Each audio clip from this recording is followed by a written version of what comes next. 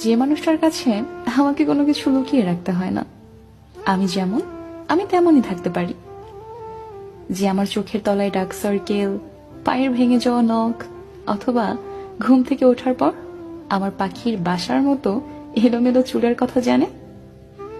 যে আমার চিৎকার করে কাদার শব্দ শুনেছে, তীব্র রাগে আমি কেমন তা জেনেছে, আবার আনন্দে আমাকে বাচ্চাদের মতো হাসতে দেখেছে।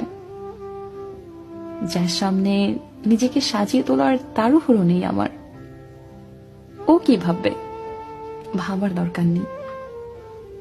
যাকে জড়িয়ে ধরে মরার মতো শান্তির ঘুম ঘুমানো যায়, যার কাছে কখনো জাজ হওয়ার ভয় নেই, যার কাছে মন খুলে আমি আমি হয়ে থাকতে পারি।